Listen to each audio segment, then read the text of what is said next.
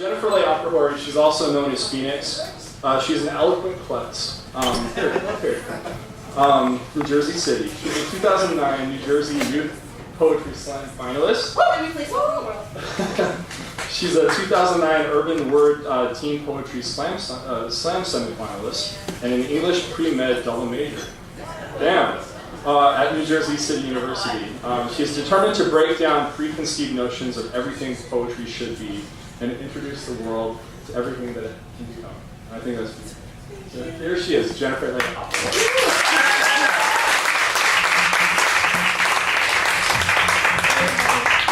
I totally wasn't ready for today and actually had like 3 hours notice. But I thought about the topic and I figured I'd translate the whole theme into my Halloween struggle because I haven't dressed up in years and I got invited to 3 parties. So first, I wanted to be history. Then I tried to be God, but then I settled on a poet. So these poems kind of like reflect it. So here's the first one. It's nice and fantasy. So, okay. This is called Antithesis. Everything is brand new. It's my favorite. Somewhere in Nagasaki, there are children who witness the birth of a new galaxy, who watch their futures fall like diamonds from the sky, like meteorite messengers, no one ever telling them that human potential could eat them alive. They spent their last moments befriending the touchable heavens, while chaos theories carrying divine vendettas on their back teased the archangels into submission. God took a catnap. She must have, as kinetic energy scratched human fallibility into the atmosphere.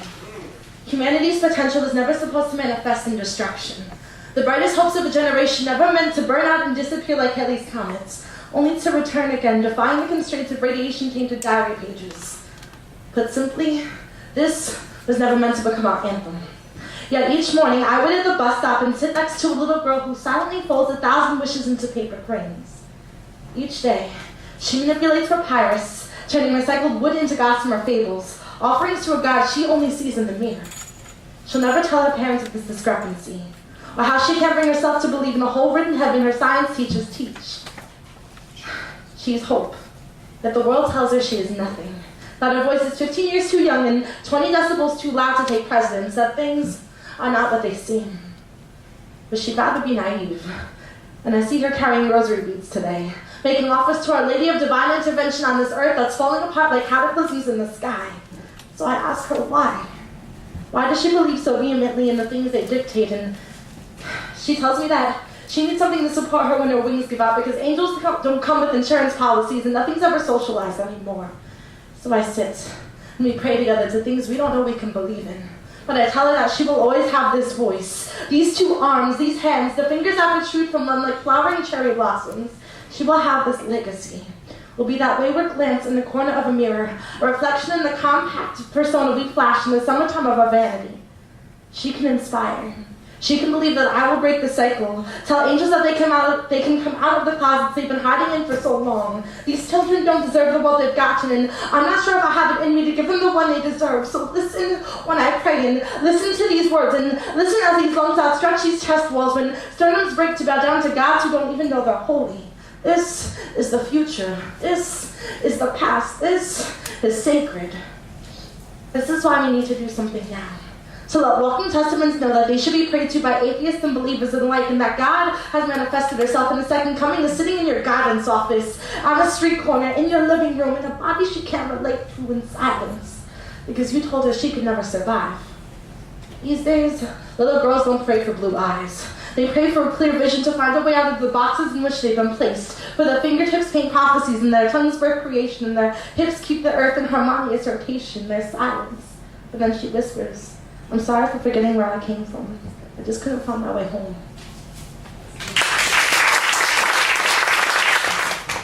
Okay, and this is Jesus' breakup poem. Bear with me here. If I am God by extension, then I have watched you approach 1,000,000 different possibilities of this moment in 1,000,000 different times.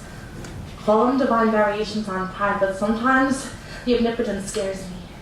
It's as if my very existence dares me to perceive all of your shortcomings in their varying degrees of severity when all my flesh wants to do is trust you.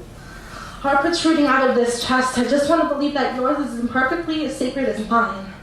That daily crucifixions haunt your dreams too, and that you feel the weight of the world in the context of your frame, and all you have is this story to lull you to bed at night. See, I doubt my incarnation on a daily basis. Thorns crowning this insecure frame. It's hard to believe in the silence. In the moments when the frequency of echoes in an empty room seem like the best place to look for redemption, and the only proof left of your own identity is the faith that flashes in your prodigal smile.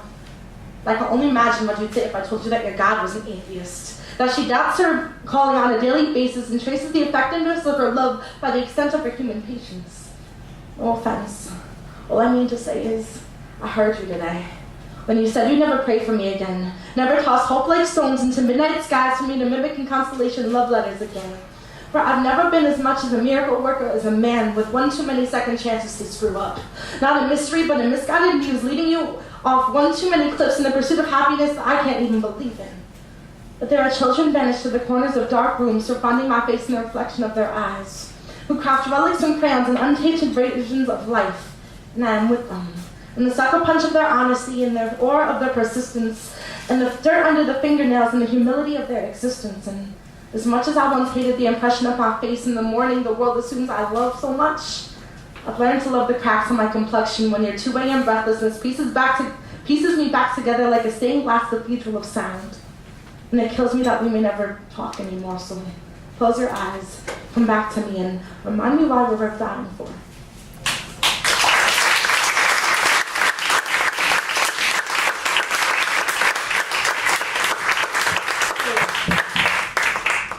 This is okay, but I got nervous tonight, and would it be okay to cover a poem that fits with the whole idea?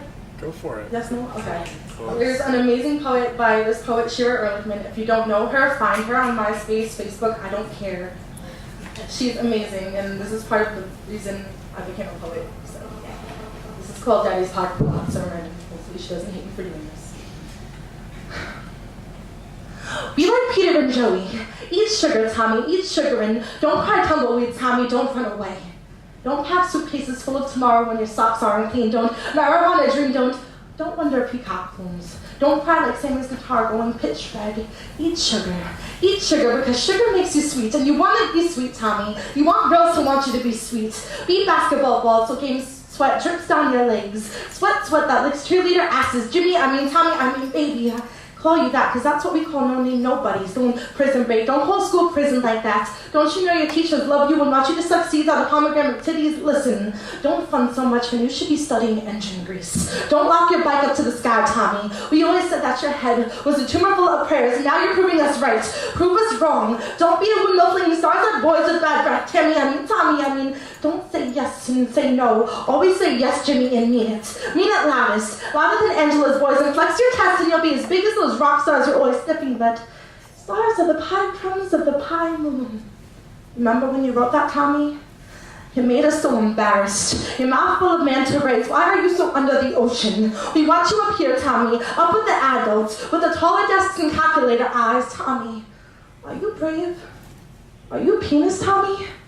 Are you moon or moon man? Moon man. Tommy, you can't be the moon. You're a human and you have a skeleton and blood, and the moon, it only has dust. It's not a pie like your poems say. You can't be poeming all the time. You have to dialogue pretty Jane. Use your fingers. Be like Peter. Dial Jane's pussy. Take baseball lessons. Put your smash to things like fires under skirts. Go home with trophies. Show your mom you're nothing like your sister. Are you whimper clock, Tommy? No. You're a muscle. You are taller than a roller coaster. Yes, you will be one day growing taller than erection flowers erupting. Kiss her, Tommy. Kiss her with all your tongues. Be a monster and scare her, and she'll laugh because girls love laughing instead of crying. No, you can't be a Dalmatian for Halloween. No way, you have to be ugly, seasoned like a boy. Be a fireman. No, not fire. You can't be fire, Tommy. That's not human. You have to be human. Don't say your body is an elevator you're stuck in. Stuck between floors. Why did you poem that, Tommy? Why poem that? Why make mommy cry? Your body is a body and not an elevator. No more moon talking. Now I took charge. Now I alphabet smacked. Now I put my magazines under your mattress. So study hard, penis, study. Put your mask on tonight and be a monster like Daddy.